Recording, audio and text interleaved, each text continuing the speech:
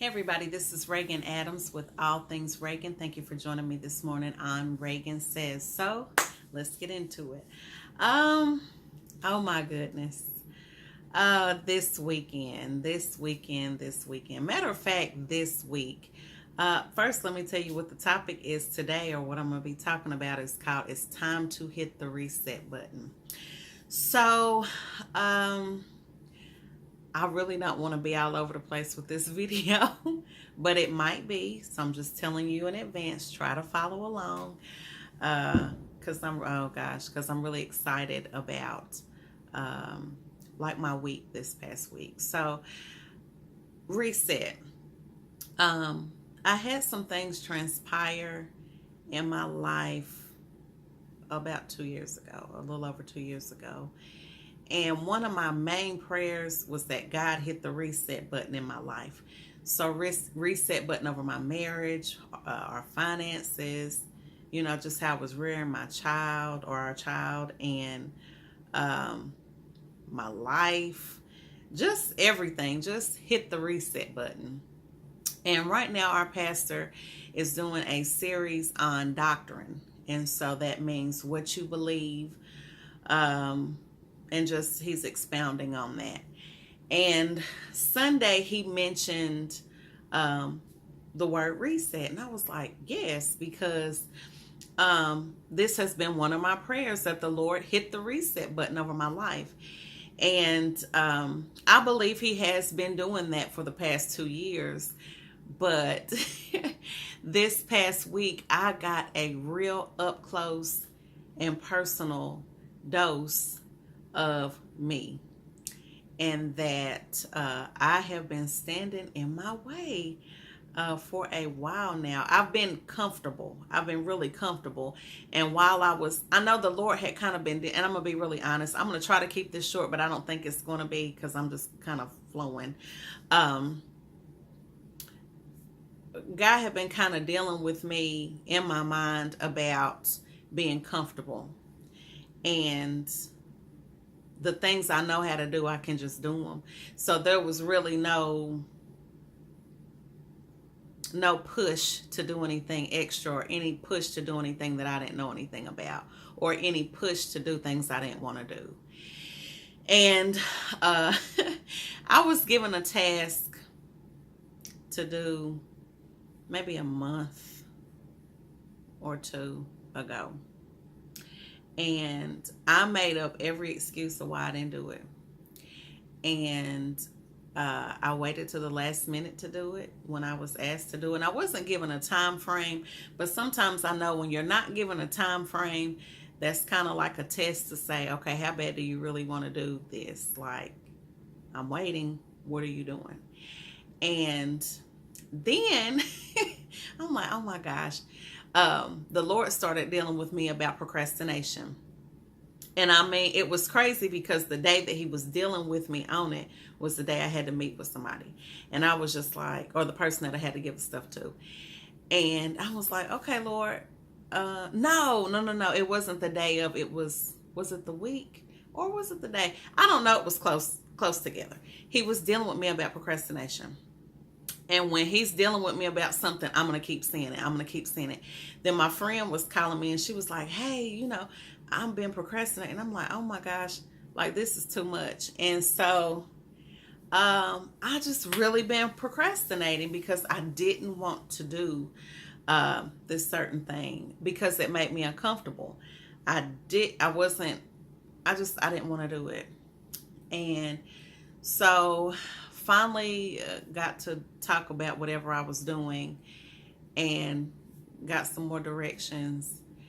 And what I was being asked, I still don't want to do it. But how many of you know what you want to do and then what you have to do to get to the next step are like two different things? And so right now, my destiny, my life, my growth is on me. And I've just been in like a weird place this past, like, it's been really weird. It's been very uncomfortable, very, very uncomfortable to deal with a lot of things head on that I did not want to deal with. And I know not a lot of people, I'll say that, speaking into existence, tend to think like I got all my stuff together, and like I really don't. Like I'm so far from it. And if I ever knew that I was far from where I needed to be, it has been this past week. Um, One thing about me that I'm really like really wanting to do now is to be honest with myself. It does not feel like it doesn't feel good. Learning how to discipline myself. I've always, if you've ever watched my videos, I've always talked about how I've had a problem with discipline. I've grown up as a baby all the way into my marriage of not having to have discipline. I haven't had to use budgets. I can just spend when I want to spend. If I want it, I got it. If I wanted to get something to eat or whatever, I went and got it. And a lot of times my friend will say, even now to this day, well, how much does that cost? And I say, I don't know, because I never look at the price. That's dangerous. That's just a dangerous way to live and I know that, well, it's a dangerous way to live, that you don't know what something costs. If I want it, I got it. And that is not a good way to live. So I've been forced to look at budgets. I've been forced to tackle my credit head on. But listen, y'all, when I say I've made small changes to my credit, I've been working on it since like April, like seriously working on it since April, but really tightened it up toward the end of last month. My score has skyrocketed just with the little changes. So I'm like super duper excited to share information about my credit stuff. Because some people like, well, you got to pay for credit. Yeah, maybe sometimes you do, but there's a lot of things you can do on your own. And I definitely want to talk about that. But like, just where I'm, starting to tweak little things in my life to get a handle on my discipline, even with my eating. If you can't handle your eating and your emotions, you're not going to be able to handle a lot of different areas in your life. I know that firsthand. And God has been dealing, for years, he's like, Regan, you got to get your eating under control. And not just me, but a lot of people, especially, and I've spoken about this as well, but when God has a calling on your life, he can't get you everything that you need if you're not healthy. Like it doesn't make sense. It's foolish. So just being really forced to look at myself in the mirror and say, okay, Lord, he's already told me what I need to do. He sent me the people who can help with that change. My dear friend Cindy, I talk about her quite often. What was I going to say?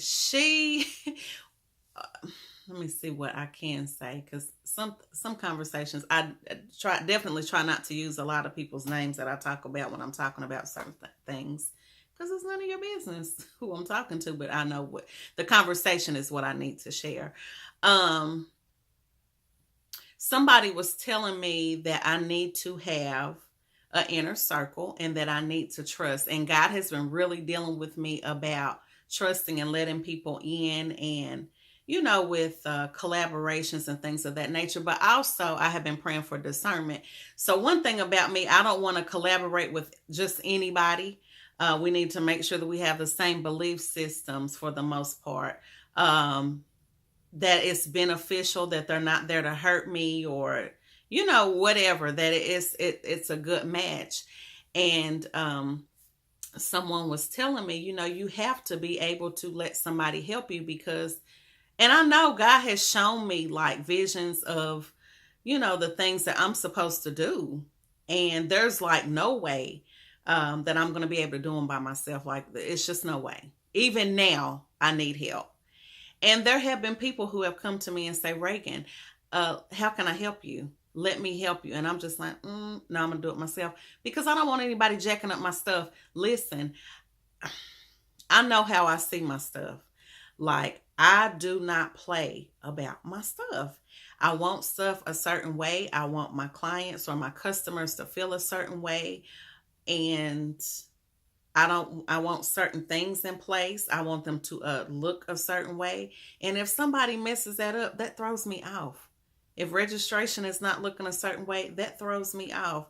If they're not being greeted a certain way, that throws me off. I don't, I want excellence with my stuff. And I don't need whoever I'm dealing with to talk to my people crazy. Like, I need them to be like how I would be with them for my events. I've not always been on the mark, so I can't be like, I'm just all of this.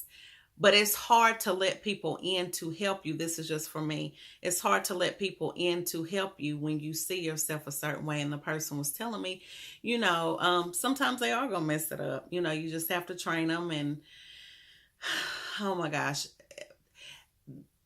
Anyway, so I listen to the person. I respect them greatly, and I know they know what they're talking about. God already showed me, like, this is who you need to deal with to help you. So we're squared away on that. But I went and I was talking to Cindy, and I was like, hey, so this is what the person told me. And she was like, well, yeah, but you don't even let me help you. And I was like, I don't, because all this time that was crazy for her to even say. That was crazy to me. Like, because she's always there. She's always there for me. I don't care when. I can count on maybe one hand that she wasn't there, but it wasn't like big stuff that she's missed. She's always there. And so I always feel like she's always there. So I'm always not using her, but she's there for whatever I need. And she said, no, because you have me and you have Vet, and you never let us do anything. She said, I've never made a call for you. I've never done anything for registration for you. She said, the only thing you let us do is help you pack, like the tote bags, like the customer bags, or I help you, or, if I'm putting her product in a bag or whatever. She said, that's it. And I had to think about that. And I was like, wow, I'm a control freak. Not a freak, but I have a type A personality. I do. It's very strong. I like what I like. I just do. And now it's just like, and pride, God has been like punching that pride in the throat for me. I do not like asking people for help. I don't. I just don't. And he is actually just like putting me in positions, and I've talked about this too, where I have to ask people for help. And I'm just like, but I can't do it by myself. You need people. And I even talk about this all the time. You need people. God can't bless you. And it's like, Regan, you speak about this stuff. What is wrong with you? Like, you can give everybody all this advice. Isn't that how that normally works? You can give people all this advice and not take it for yourself. You need people to help you get to the next level. You just do. You can't not have anybody. A coach needs a coach. And they do. You need help. And so I was telling one of the people, and it's crazy because she calls me her mentor. She said, yeah, you're right, because you like to have stuff a certain way, and somebody is going to have to be over you to tell you what to do and be in your face, because you're so stern and you're so stubborn. You don't listen, that you need somebody literally to tell you, fix it. Somebody that you respect, because and for me, it takes a lot. I'm just going to be honest. I don't listen to everybody. I don't. If you have not been somewhere and done something, like it's a track record somewhere, something that's tangible that I can see, or something in my spirit, or unless God told me, hey, you need to listen to this person, I don't fool with it. You can't just come and tell me something. I'll be like, oh, okay. No. Because 9 times out of 10, when you tell me something, I'm going to turn around and research it. That's just me. It's me. So I'm in a great space right now, but I'm in a very uncomfortable place. One thing about me, I'm going to always tell you how I'm feeling, because I'm not the only one that always feels that way. And I always want to live a life of encouragement. I always want to live a life of encouragement and show you that, you can change. You can change. Listen, I look at my life now in comparison to even like a year ago. Every year I feel like I'm getting better with something in some aspect of my life. And um I just have a feeling like now the spot that I'm in right now, it's on me. It's on me. Like God has shown me, look, this is where I want you to go. This is who I've connected to you to help you. These are the people that I have connected, and I'm getting ready to send some other people. I need you to be obedient. Let them help you and do what they tell you to do. And then I can come back and let you walk into what I already have set up for you. Because I can see it just as clear as day. And it's like, it's going to take a lot of work. Like, I got a lot of work to do. A whole lot of work to do. And still, what did I do this weekend? No, I take that back. I did. I worked on my t-shirts. I've been working on my t-shirts very diligently this weekend. But I still had a lot of time to do some things that I didn't do them. So just being held accountable for different things. Sorry if you're looking at my eye. I got with this crazy weather, I got like a star or something, the little thing up under on my eyelid, and it, not my lid, but the lower part, and it is hurting so bad, but it'll go away soon. But I just wanted to share that. Also, I wanted to let you guys know that every day, Monday through Friday, and sometimes I'll pop on the weekend, I'm going to start doing morning minutes. My mind goes all of the time, and I always want to continue to learn something. And so I want to just share different things that I've learned throughout the day, or just my thoughts. I have a lot of thoughts that I just want to share throughout the day. But I just really want to encourage you today and this week. Take a hard look at yourself. Be honest with yourself. There will be no change unless you look in the mirror. There's no change unless you have a friend or a mentor or somebody that's there to help you be accountable. I think it's important. It is. It's very important to have somebody in your corner to be able to tell you the truth.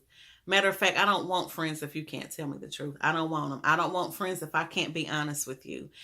I may not like it. Absolutely not. But it doesn't matter. It's for us to grow. It's for us to grow. And if we're not, as adults, as people, working on ourselves to be better, what are you here for? Like, you're wasting life. You're wasting life. You're wasting time. If your finances are looking crazy, like I don't want to talk about that right now because I want to talk about it in my coaching program. But if your finances are looking crazy, you can do something about that. I have some stories where I talk about my finances. Even now, like having to go through, this week I've been working on tightening up my business stuff. So really putting numbers in and separating and see where money is coming in. And I've been forced to look at that. I don't like looking at numbers. Most people don't. They're scared of looking at numbers, just like credit. And I'm just like, oh my gosh. But you know what? When I sat down and looked at a snapshot of everything, and I'm still looking at and learning how to dissect everything, I'm seeing what I can do better to increase or decrease. Even though that I don't like numbers, but I'm in business. I have to budget. I've learned to be a better shopper. Man, listen, I'm so excited. Man, I'm excited about this coaching program. It is a lot of work. It's a lot of work because I want it to be right. But everything, like I said, and I've spoken about this before, everything that I'm going through, coming out of, I'm showing you what to do. I'm showing you. Even with the t-shirts, I was having this conversation with the person and just talking about the merch. Listen, I can make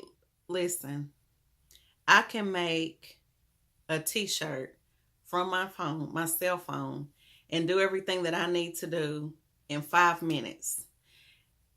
This is residual income. I wish I could go into debt with this. If you are short on money, there's something that you can do that will bring more money in your home. It just is. It just is. It is. You don't have to be just working. I'm thinking now, and I've said this before, I keep saying if I said this before because I keep going over the same thing. If I just had to work within my income that I get from my job, it ain't happening. But now that I'm looking now more at, where the income is coming in, how much I'm making from where the different places, I've made, after I looked at my numbers, I was like, oh, okay. I've made quite a bit of money just in this past 6 months. And I was thinking, oh my gosh, I didn't know I made this much. I didn't know I made this much. But I had a lot of outgoing too, because I travel quite a bit. But then it's showing me how to start pricing things. Like I said, I'm kind of all over the place. But I'm excited about the coaching program. I'm excited about the person who is helping me. I'm excited about the people God has sent to me in my life.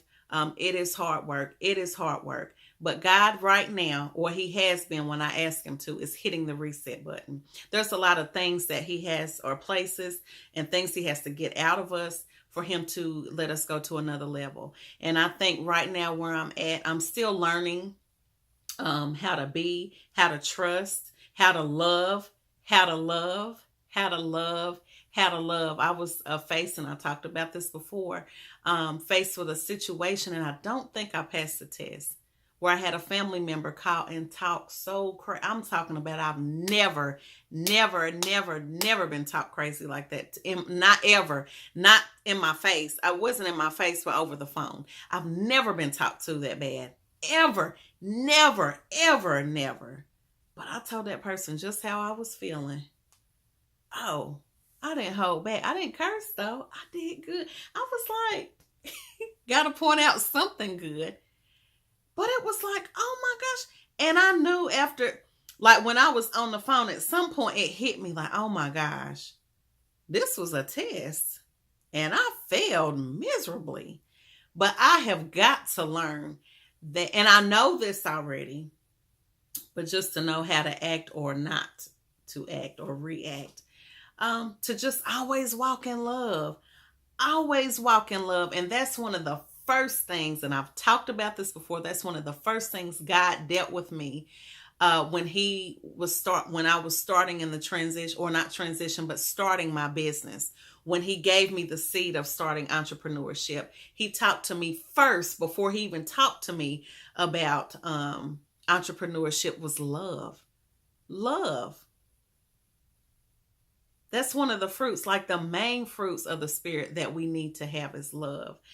And everybody doesn't love you. Everybody doesn't like you, but you are responsible for how you act. You can't say, well, I did this because they did. No, he's going to say, what did you do, Regan?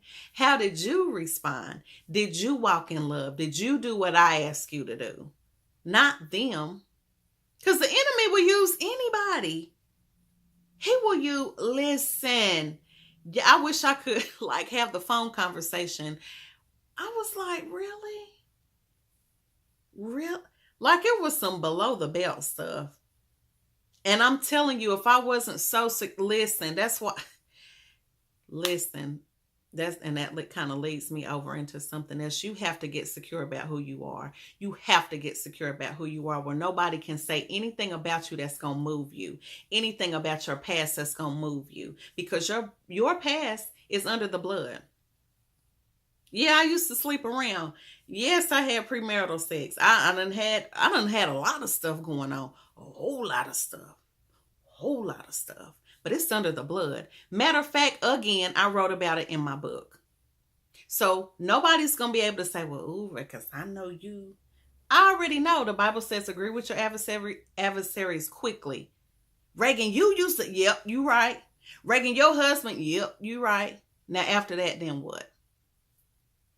You have to get confident in who you are. But then if that ever happens to come back up in your face, as it did in mine, because honey, they was talking to me bad. I was like, oh, Jesus. And I was sitting on the phone like, I cannot believe they are talking to me like this. I mean, like a dirty dog. Dirty. And I said what I had to say. And I got off the phone and I said, I missed it. I could have kicked myself in that moment. I missed it.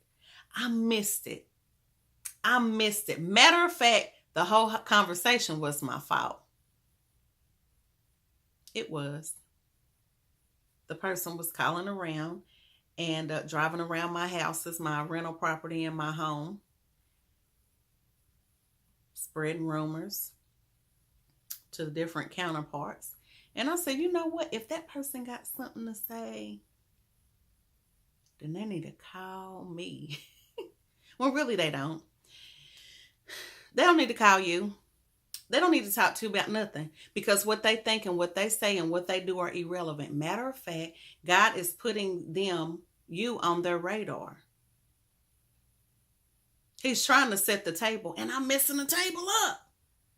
He said he was prepare a place in the presence of our enemies. He was preparing the table, and I jacked it up because I had to get somebody told off.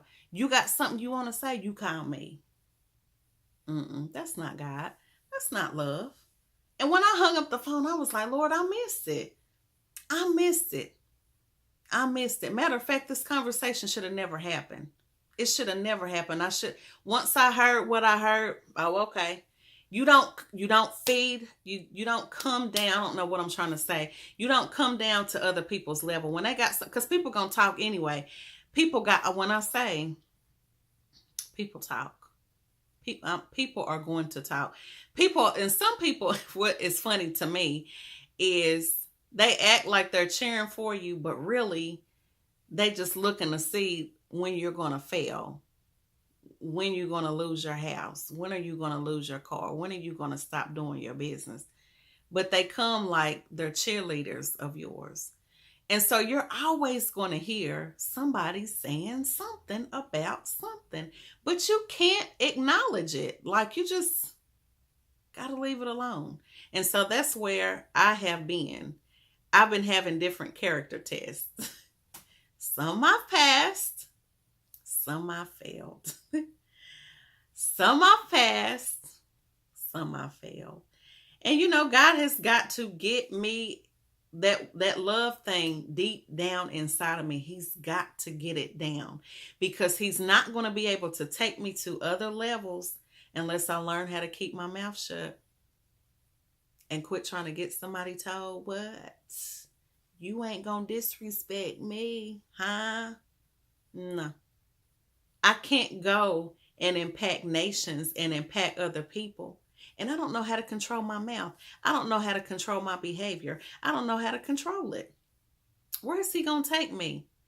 Somebody on the upper level get out of line, and then what?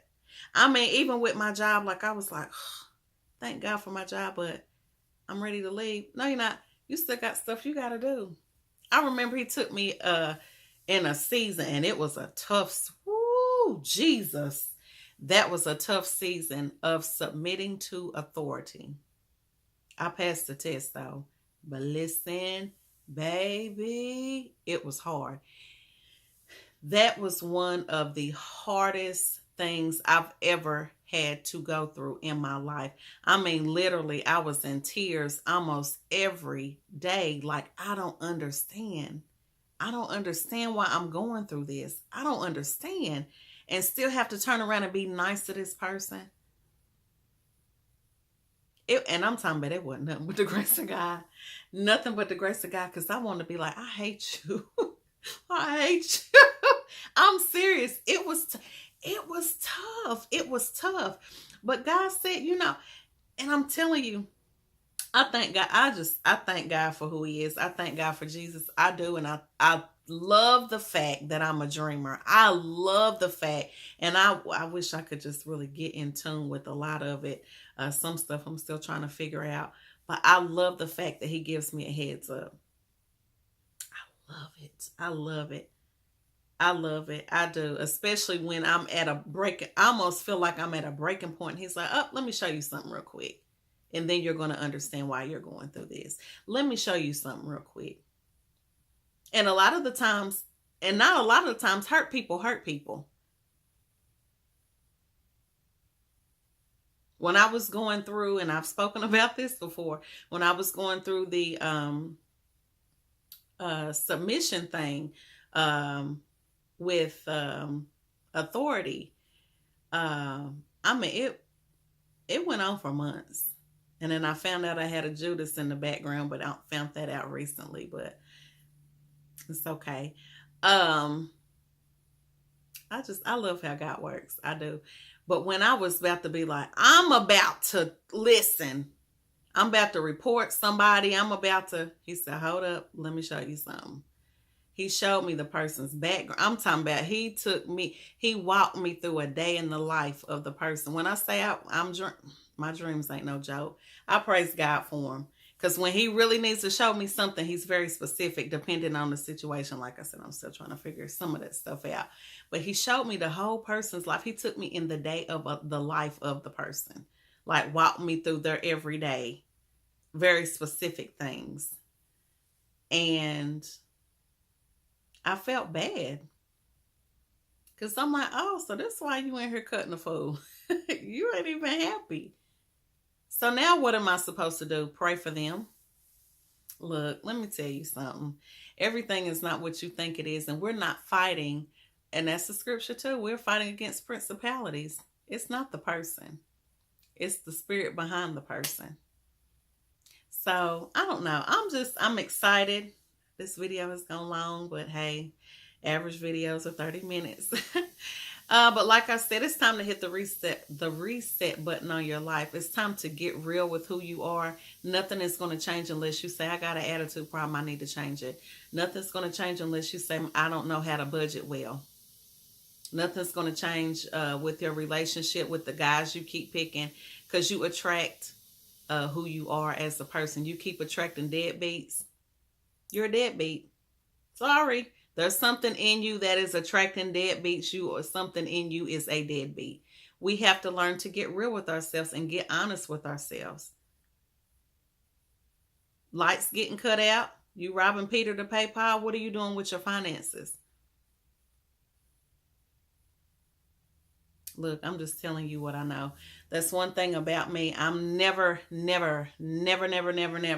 going to speak about something I don't know, haven't gone through, or are going through. Not going to do it. I'm excited about this coaching program. And my t-shirt line. I'm always excited about my events. But it's just the spot I've been in. It's going to take some work, but I'm up for the challenge. I'm up for the challenge. It is definitely a challenge, but I'm excited about God. I'm excited about my life and the lives that I'm going to impact.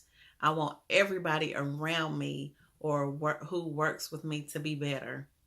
I just do. I do. I want to always work in integrity. And the people that I deal with in integrity and in truth. You know, we can't change anything until we're truthful with with ourselves. You can try, and our pastor was talking about that Sunday. Like, you can try.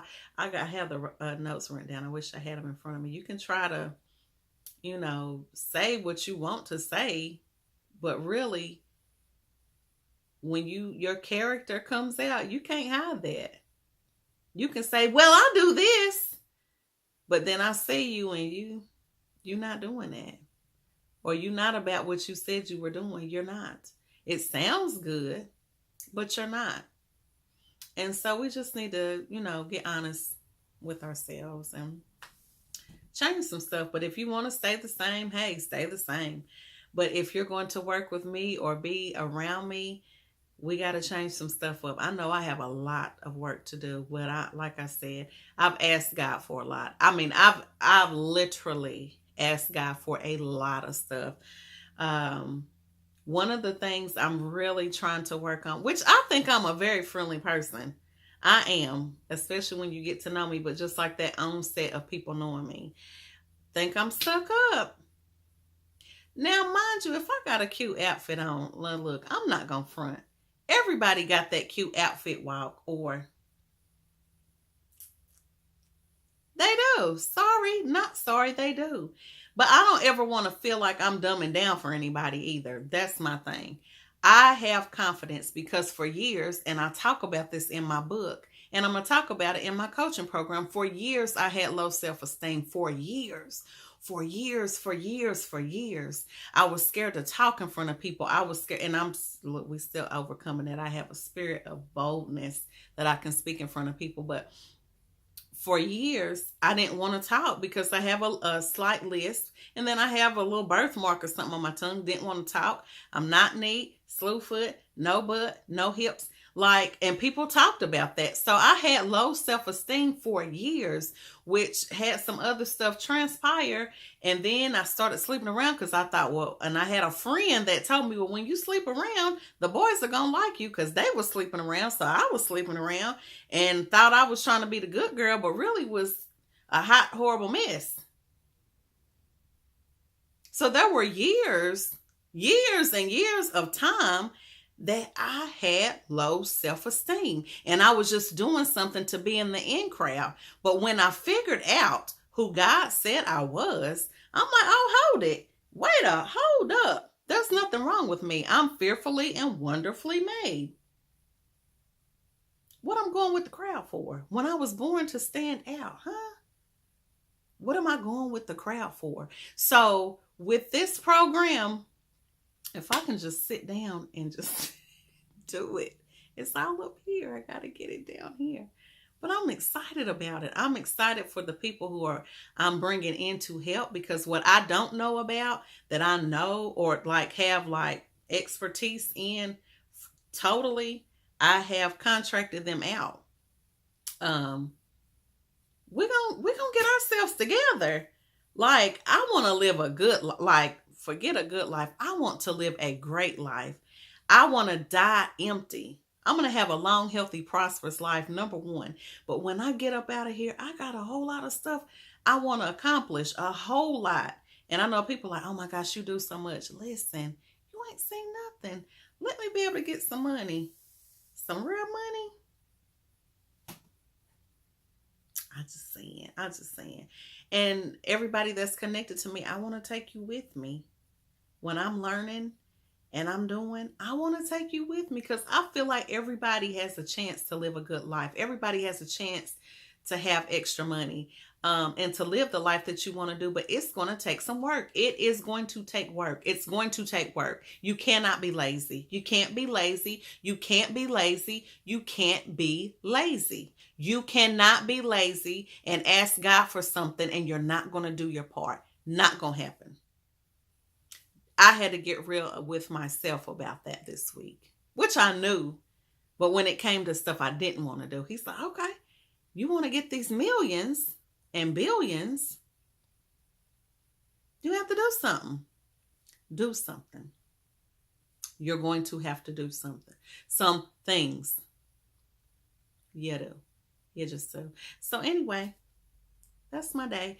Like I said, I'm going to start coming out every day just for like a minute in the, just random times in the morning. So don't look at every day at a certain time. It's not. It's just going to be random times in the morning. It's going to be called Regan's Morning Minute, Monday through Friday. Every Monday I'm going to have a Regan Says, but then Tuesday through Friday we'll have a morning minute just about my thoughts.